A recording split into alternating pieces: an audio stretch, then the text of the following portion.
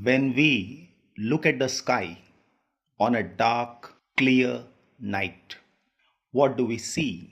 We see the entire sky dotted with countless stars, some bright and some not so bright. The moon is the brightest object in the night sky. The stars, the planets, the moon, and many other objects in the sky are called celestial. That is, they are positioned in or relating to the sky. So these are all celestial objects. Now, when we talk about our planet, that is Earth, our Earth has only one satellite, and that is the moon. Its diameter is only 1/4 that of the Earth. Now it appears so big because it is nearer to our planet than other celestial bodies.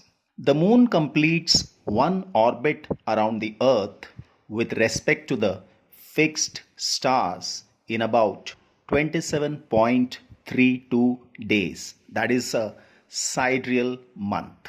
The moon takes around 29.53 days to reach the same visual phase, that is the synodic month.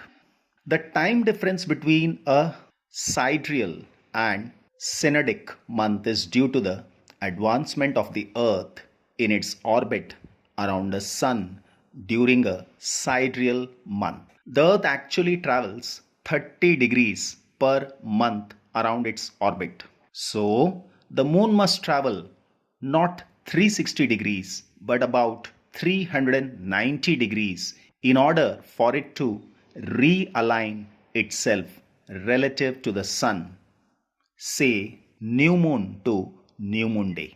Now, the time taken by the moon to complete one rotation and one revolution is the same. As a result, only one side of the moon is visible to us on the Earth. It has mountains, plains, and depressions on its surface. These cast shadows on the moon's surface. The moon does not have conditions favorable for life. There is a change in the shape of the moon every day. Sometimes the moon appears to be perfectly round, and sometimes the moon cannot be seen at all, even if the sky is clear. The day on which the whole disk of the moon is visible is known as full moon day. Thereafter, every night, the size of the bright part of the moon appears to become thinner and thinner. On the 15th day, the moon is not visible. This day is known as the new moon day. The next day, only a small portion of the moon appears in the sky. This is known as the crescent moon. Then again, the moon grows larger every day. On the 15th day, once again, we get a full view of the moon. The various shapes of the bright part of the moon, as seen during a month, are called phases of the moon. Phases of the moon play an important role in our social life. Almost all festivals in India are celebrated according to the phases of the moon. For example, Diwali is celebrated on the new moon day. Buddha Purnima and Guru Nanak's birthday are celebrated on full moon day.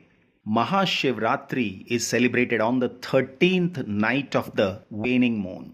Eid ul Fitr is observed on the day following the sighting of crescent moon. This was about moon, which is the natural satellite.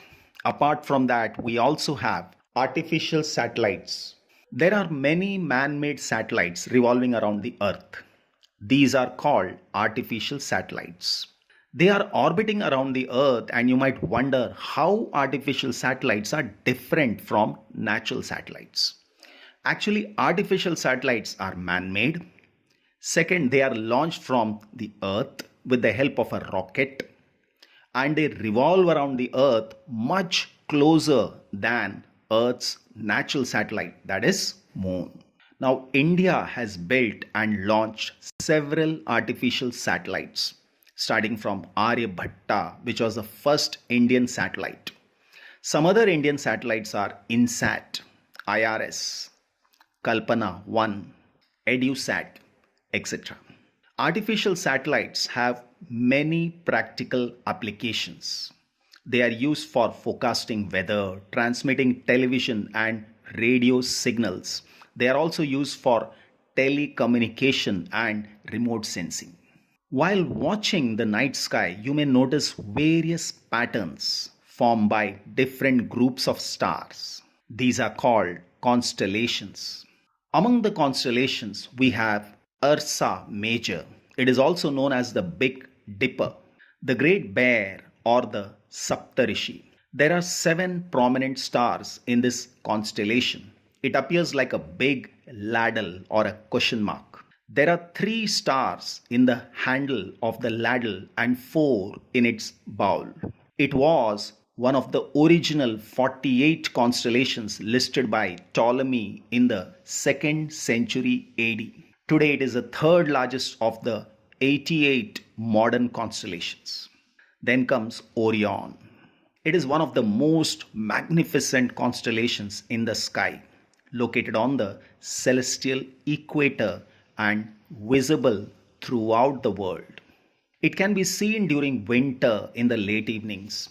It also has 7 or 8 bright stars. Orion is also called the Hunter. The 3 middle stars represent the belt of the hunter. The 4 bright stars appear to be arranged in the form of a quadrilateral.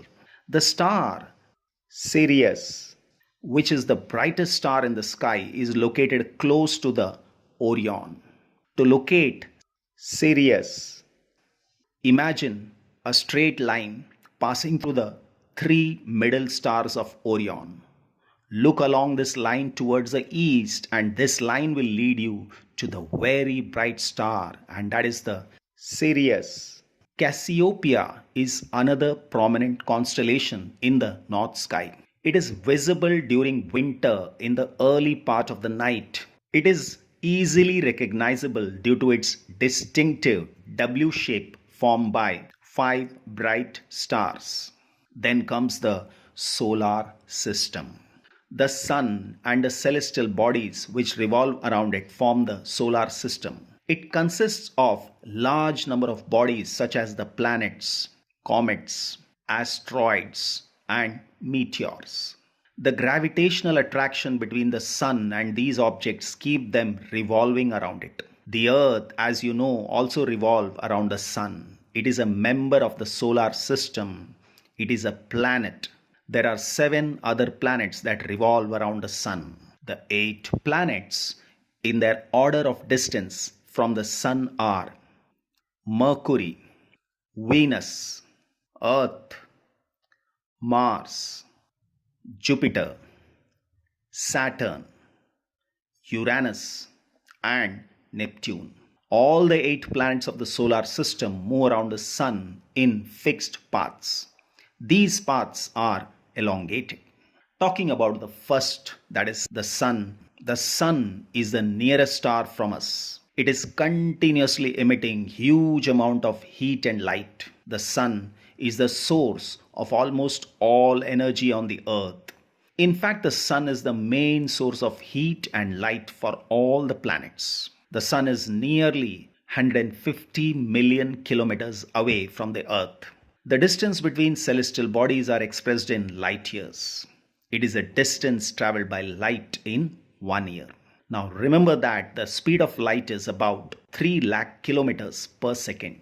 Thus the distance of the sun from the earth may be said to be about 8 light minutes. Talking about planets. The planets look like stars, but they do not have light of their own. They merely reflect the sunlight that falls on them. The simplest method of identifying planets from stars is that stars twinkle, whereas planets do not. Also, the planets keep changing their position with respect to the stars.